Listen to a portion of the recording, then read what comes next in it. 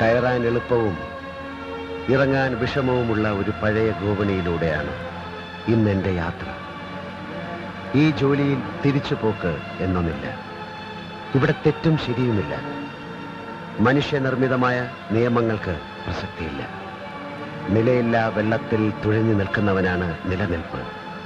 തുഴച്ചു നിർത്തിയാൽ അടുത്ത നിമിഷം ബല അവിടെ നിന്ന് നിർത്തും.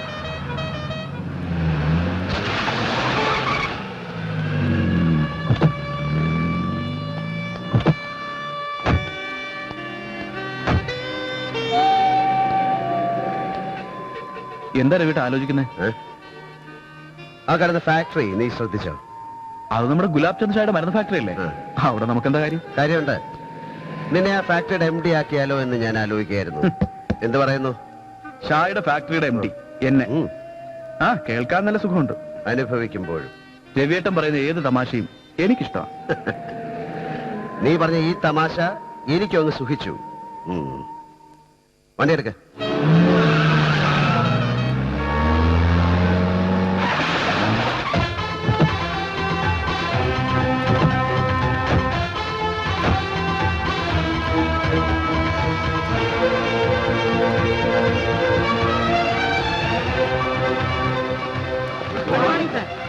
Good morning.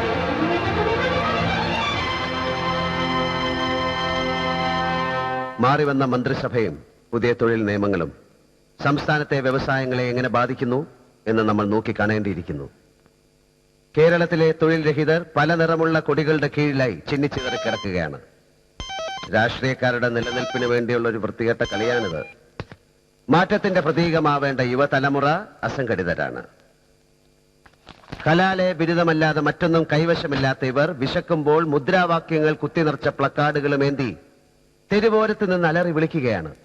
മുണ്ട് മുറുക്കിയെടുത്ത് മണ്ണിൽ പൊന്നു വിളയിക്കാൻ അവർക്കറിയില്ല.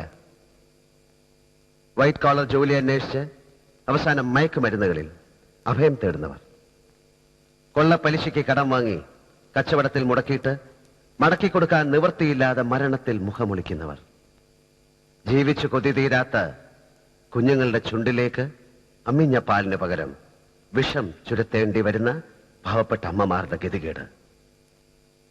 ഇതിനെല്ലാം നേരെ നമ്മളെപ്പോലുള്ളവർ കണ്ണടയ്ക്കാൻ പാടില്ല.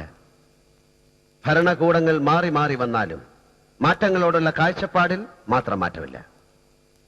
നമ്മൾ കൂടുതൽ ഊന്നൽ കൊടുക്കേണ്ടത് മെഡിസിനിലും ഇൻഫർമേഷൻ ടെക്നോളജിയിലുമാണ്. IT-യിലൊരു താൽക്കാലിക മാന്യം ഞാൻ പ്രതീക്ഷിക്കുന്നു. പക്ഷെ അത് സ്ഥിരമാകണമെന്നില്ല. ഇൻഫർമേഷൻ ടെക്നോളജിയുടെ സാധ്യതകൾ അനന്തമാണ്. സാറ് വളരെ അപ് ടു ഡേറ്റ് ആണല്ലോ. ആയിരിക്കണമല്ലോ. ബിസിനസ് രംഗത്തെ മത്സരവും കടുത്തതല്ലേ. പക്ഷെ ഗുലാബ് ചന്ദ് ഷായുടെ കമ്പനിയോട് എനിക്കിഷ്ടം തോന്നാൻ മറ്റൊരു കാരണം കൂടിയുണ്ട്. അസംസ്കൃത വസ്തുക്കൾ എന്ന പേരിൽ മറ്റ് സ്റ്റേറ്റുകളിൽ നിന്നും രാജ്യത്തിന് പുറത്തു നിന്നും വരുന്ന കെമിക്കൽ പൗഡറുകൾ ഗുലാബ് ചന്ദിന്റെ ഫാക്ടറിയിൽ മിക്സ് ചെയ്ത് ഗുളികകളായി മാറ്റുമ്പോൾ അത് മയക്കുമരുന്നുകളാകുന്നു. ഇത് അത്ഭുതമായിരിക്കുന്നല്ലോ. ഇത് അയാളുടെ മകൻ രമണിക്കിന്റെ കണ്ടുപിടുത്തമാണ്. ആദ്യം ചെറിയ അളവിൽ കുഞ്ഞുങ്ങളിൽ മരുന്നായി, പിന്നെ ചോക്ലേറ്റ്സ്, ഐസ്ക്രീം, അങ്ങനെ മറ്റു പലതിലൂടെ.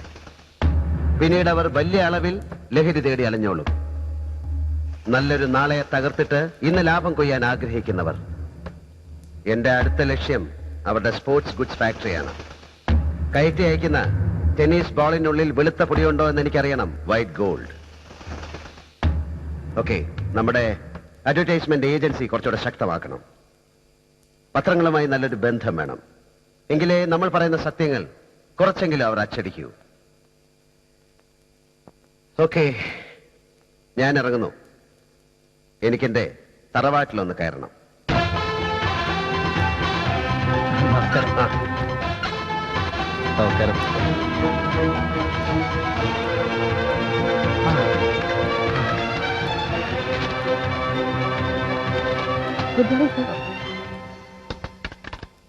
കലക്കിയില്ലേ ജി? തട്ടുംപുറം ബാർ സാധാരണക്കാരന്റെ അക്ഷയപാത്രമായി മാറിക്കഴിഞ്ഞു. മിതമായ വില, ഒരു മില്ലി പോലും കുറയാത്ത അളവ്. അതെന്നും അങ്ങനെ തന്നെ ആയിരിക്കും. ആ അസിസ്റ്റന്റ് എക്സൈസ് കമ്മീഷണർ ആളിത്തിരി കുഴപ്പക്കാരനാ. എന്തു പറ്റി? നമ്മുടെ ബാറിനുള്ള ലിക്കറിന്റെ കോട്ട അയാൾ എന്തിനാ പിടിച്ചു വയ്ക്കുന്നേ? നമ്മുടെ എന്ത് സ്റ്റോക്ക് ഉണ്ട്? R20, G25, W40, BE 100, BRA 75. ബ്രായോ? എല്ലാത്തിനും ഷോർട്ട് ഫോമാ. ബ്രാ ഫോർ ബ്രാൻഡി. അറിയില്ല. ഇങ്ങനെ പോയാൽ നമുക്കിട്ട് പണിയുന്നവനിട്ട് പണി കൊടുക്കാൻ ഒരാളുടെ സഹായം നമുക്ക് വേണ്ടി വരും.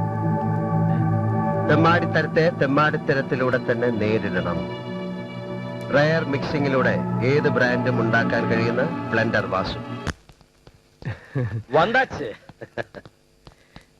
രവിക്കുഞ്ഞിന് എത്ര കോട്ട് വേണം? കോട്ടല്ല ചേട്ടാ, കോട്ട. അറിയാം, കോട്ടായുടെ പുതിയ വെർഷനാണ് കോട്ട്. ഓ. ഇതിനൊന്നും കമ്മീഷണറെ അസിസ്റ്റന്റിനെ ഒന്നും താങ്ങേണ്ട ഒരു കാര്യമില്ല. ഏത് ബ്രാൻഡ് വേണം? വിസ്കി, ബ്രാൻഡി, റാം എപ്പ ബ്ലെൻഡ് ചെയ്തെന്ന് ചോദിച്ചാൽ മതി. Ethyl alcohol can be converted to ethyl alcohol under certain pressure. For example, അടങ്ങ് വാസു, ആവേശം കുറയ്ക്കേ. വാസുവിന്റെ ടാലന്റ് തെളിയിക്കാനുള്ള ഒരു സമയം സമാഗതമായി എന്ന് എന്റെ മനസ്സ് പറയുന്നു. ഇപ്പോൾ ഒഴിക്കാലോ? കിണ, ജി നാളെ നീ ആ AC അവസാനമായി ഒന്നുകൂടെ കാണണം. ജി നമുക്ക് സാങ്ഷനായ കോട്ടായാൽ തടയേണ്ട ഒരു കാര്യമില്ല. കിണ്ണനല്ല, ഇനി രവിക്കുഞ്ഞ് തന്നെ നേരിട്ട് എന്ന് ചോദിച്ചാലും അയാൾ കോട്ട് മനഃപൂർവ്വം വെച്ച് താമസിപ്പിക്കും. ഷായെ ലേലത്തിൽ മലർത്തിയടിച്ചതിന്റെ പക ആ തുരപ്പൻ കമ്മീഷണർ മറക്കുമെന്നാണോ വിചാരം? അല്ല ജി, അയാൾക്കിട്ട് രണ്ടെണ്ണം പൊട്ടിച്ചാലോ? തലയിരിക്കുമ്പോ വാലാടില്ല. എന്തായാലും കിണ്ണനൊന്ന് പോയി വരട്ടെ. സഹിക്കാവുന്നതിന്റെ പരമാവധി സഹിക്കാം. പക്ഷെ ഒരു ലിമിറ്റ് കഴിഞ്ഞാലേ. വാസു, मैडम, તમારો ઘર ગુજરાતમાં ક્યાં છે? સાબરમતી. મહાત્મા ગાંધીના સગા છે? યસ, મારો રાષ્ટ્રપિતા છે. മട്ടാഞ്ചേരിയുള്ള ചില ഗുജറാത്തി പെമ്പിളയുടെ കമ്പനി അടിച്ചതിന്റെ ഒരു ഗുണവേ. ഇല്ലെങ്കിൽ നമ്മൾ ഈ ഗുജറാത്തിക്ക് പറഞ്ഞ എങ്ങനെ പിടിച്ച് നിൽക്കും?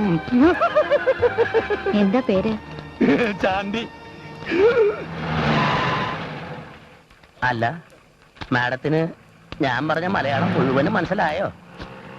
ചാണ്ടി, എന്തോ?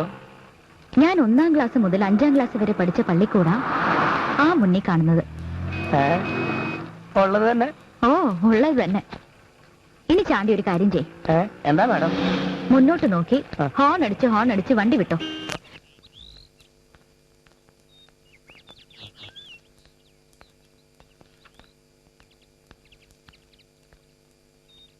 ആരുടെ കാറ്? കമല വന്നിട്ടുണ്ട്. കമലയോ? മനസ്സിലായില്ലേ നിനക്ക്? നമ്മുടെ ഹൻസരാജിന്റെ മോള്. നീ അത് വളർന്ന് വലിയ കുട്ടിയായി പോയല്ലോ മോളെ. ഇവൾക്ക് വന്ന ഉടനെ ആ പരിപാടി അങ്ങ് തീർത്തു. എവിടെ നിന്റെ അച്ഛനും അമ്മയും? ഒരു 6 മാസത്തേക്ക് അവരിവിടെ പ്രതീക്ഷിക്കേ വേണ്ട. ഈ കള്ളി നമ്മളെ ഒന്നും അറിയിച്ചില്ല. ഇവൾ ആരാന്ന വിചാരം? ഇവിടുത്തെ പുതിയ കളക്ടറാ. ആ, ചാർജ് എടുക്കാൻ വന്നിരിക്കല്ലേ. അവരോട് ചോദിച്ചോ പറയുക, എല്ലാം ഒരു സസ്പെൻസ് ആയിക്കോട്ടെ. ഇവള് രവിയോട് എല്ലാം പറഞ്ഞിട്ടുണ്ടാവും. അവൻ കള്ളൻ. നമ്മളോട് വല്ലതും പറയോ? ഇല്ലമ്മേ, രവിയോട് ഞാൻ ഒന്നും പറഞ്ഞിട്ടില്ല. ഇവിടെ വന്നിട്ട് അറിഞ്ഞാ മതിയെന്ന് വിചാരിച്ചു. ഇവളോട് ചോദിച്ചിട്ട് എല്ലാം ഉഴപ്പുവാ. ഇപ്പൊ എവിടെ ഉണ്ടമ്മേ രവിയേട്ടൻ?